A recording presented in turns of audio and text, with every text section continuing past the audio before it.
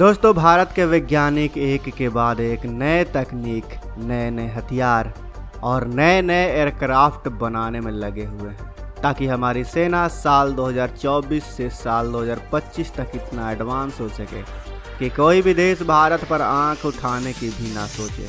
भारत की तीनों सेनाएं एक के बाद एक अपने बेड़े में एक से बढ़कर एक जंगी हथियारों को जोड़ रही हैं। भारतीय वायुसेना के लिए एडवांस और स्टील्थ टेक्नोलॉजी वाले 5वीं पीढ़ी के लड़ाकू विमान हो या नौसेना के लिए आधुनिक युद्धपोत, इन सभी को भारत उन्नत तकनीक के साथ अपने बेड़े में शामिल कर रहा है। इससे ये बात तो जाहिर हो जाती है कि भारत न सिर्फ अपनी सेना को शक्तिशाली और एडवांस बना रहा है, बल्कि भारत अपने आप को इस तरह से भी सक्षम कर रहा है कि अगर कोई भी देश भारत से युद्ध लड़े, कोई भी देश भारत से पंगा ले, तो उस युद्ध को जीतने के लिए भारत अपने आप को इतना एडवांस और इतना काबिल बना रहा है कि कोई उस पर आंख उठाने से पहले 100 बार सोचे। वो बात और थी जब हम पाकिस्तान को अपना सबसे बड़ा प्रतिद्वंदी समझते थे, लेकिन आज हमारा प्रतिद्वंदी कोई और हो चुका है। और यही वजह है कि आज हमारे वैज्ञानिक दिन रात मेहनत करके एक से बढ़कर एक मिसाइल बनाने में लगे हुए हैं। ये मिसाइल ना सिर्फ हमारी तीनों सेनाओं को शक्तिशाली बनाएंगी, बल्कि ये मिसाइल भारतीय तकनीक का लोहा मानने के लिए दुनिया को मजबूर भी कर देंगी। ऐसे तो हमारे देश के वैज्ञानिकों ने कई मिसाइलों को बनाकर हमारी सेना को मजबूती दी है, मगर अब जिस मिसाइल को हमारे वैज्ञानिक बनाने में लगे हुए हैं, ये इतनी शक्तिशाली और इतनी एडवांस होने वाली है कि वो मिसाइल दुनिया के किसी भी कोने पर हमला कर सकती है। इस मिसाइल का नाम है सूर्या मिसाइल। सूर्या मिसाइल के बारे में आप में से कौन नहीं जानता होगा।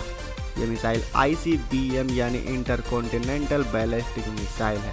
इंटरकॉन्टिनेंटल बैलिस्टिक मिसाइल उन्हें कहा जाता है जो एक द्वीप से दूसरे द्वीप पर हमला करने में सक्षम होती है। द्वीप का मतलब जैसे एशिया और यूरोप। एशिया एक अलग द्वीप है और यूरोप एक अलग द्वीप है। इसी को कहते हैं एक द्वीप से दूसरे द्वीप तक हमला करने वाला मिसाइल। इसी के आधार पर 1994 में ही भारत के वैज्ञानिकों ने प्रस्ताव बनाकर सरकार को दे दिया था। श्री VP नरसिम्हा राव के नेतृत्व में थोड़ा बहुत काम हुआ था, लेकिन उसके बाद ये प्रोजेक्ट ठंडे बस्ते में चला गया। असल काम अटल बिहारी वाजपेयी के कार्यकाल में हुआ और तब से स्वतंत्र रूप से चलता रहा। मोदी सरकार के आने के बाद 2014 से इस पर बहुत तेजी से काम हुआ। सूर्य मिसाइल भारत की सबसे लंबी दूरी तक मार करने वाली स्ट्रेटेजिक मिसाइल है। इसकी मारक क्षमता में पूरी पृथ्वी है। इसकी रेंज 10,000 से 12,000 किलोमीटर है, जबकि पृथ्वी की परिधि लगभग 40,000 किलोमीटर है। इस तरह अगर भारत के अलग अलग हिस्सों से फायर किया जाए तो यह दुनिया के किसी भी हिस्से को तबाह कर सकती है। ध्यान रहे, भारत की उत्तर दक्षिण लंबाई 3,200 किलोमीटर नहीं बल्कि 5,000 किलोमीटर के आसपास है।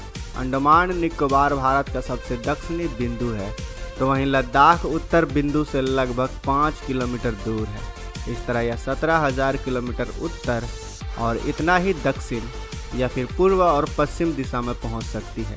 इस तरह दुनिया का लगभग हर भाग इसकी चपेट में आ जाता है।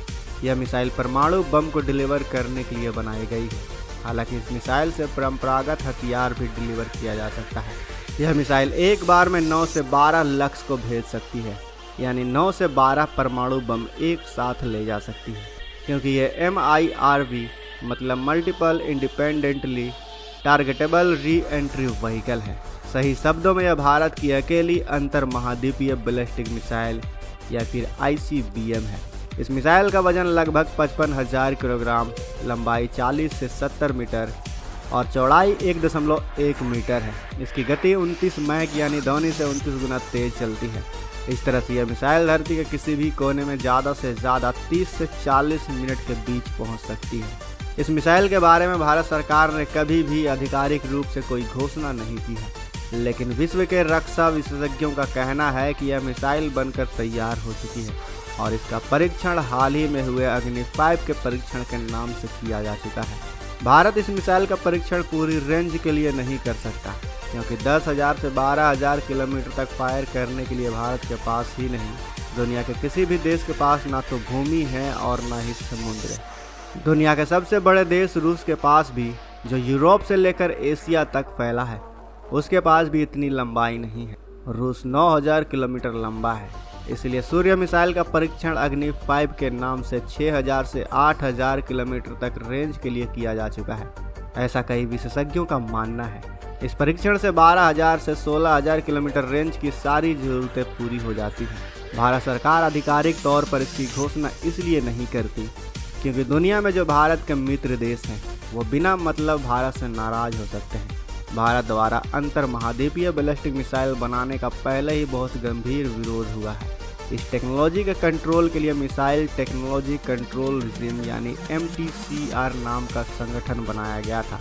इनका कहना था कि भारत को इतनी रेंज की मिसाइल की ज़रूरत ही क्या है, जबकि उसकी दुश्मनी तो सिर्फ पाकिस्तान और चीन से ही है और इन देशों तक मार करने के लिए ही इतनी रेंज की ICBM की ज़रूरत नहीं है। दोस्तों, CTBT में प्रावधान था कि संयुक्त राष्ट्र संघ की सुरक्षा परिषद के अस्थायी सदस्यों जैसे अमेरिका, चीन, फ्रांस, इंग्लैंड और रूस को छोड़कर यह टेक्नोलॉजी किसी और देश के पास नहीं होनी चाहिए और न विकसित होनी देनी चाहिए। संयुक्त राष्ट्र संघ की सुरक्षा परिषद के 5 अस्थायी सदस्य के बाद भारत अकेला देश है जिसके पास यह मिसाइल है, लेकिन अब ऐसा अनुमान है कि चीन ने यह टेक्नोलॉजी उत्तर कोरिया को भी दे दी है। सूर्य मिसाइल को विशेष रूप से रेल या ट्रक से फायर किया जा सकता है, जिसे ट्रांसपोर्टर इरेक्टर लॉन्चर कहा जाता है। वैसे दोस्तों, आपको क्या लगता है, क्या भारत ने जिस मिसाइल को अग्नि 5 के नाम पर लॉन्च किया था, क्या वो सच में सूर्य मिसाइल हो सकती है या फिर रक्षा विशेषज्ञ ऐसी हवाई बातें कर रहे हैं? क्या लगता है आपको? हमें अपने विचार कमेंट बॉक्स में अवश्य बताएं। वीडियो अच्छी लगी हो तो वीडियो को लाइक करें, अपने दोस्तों के साथ शेयर करें और अगर आपने अभी तक इस चैनल को सब्सक्राइब नहीं किया है तो इस चैनल को भी सब्सक्राइब कर लें। साथ ही बगल में जो बेल आइकन का बटन है उस पर ऑल पर भी क्लिक कर लें ताकि हमारी आने वाली वीडियो को आप मिस ना कर सकें। मिलते हैं अगले वीडियो में। जय हिंद।